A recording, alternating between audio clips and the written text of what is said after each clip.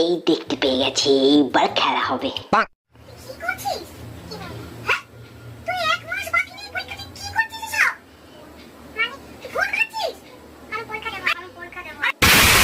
কারণ এসে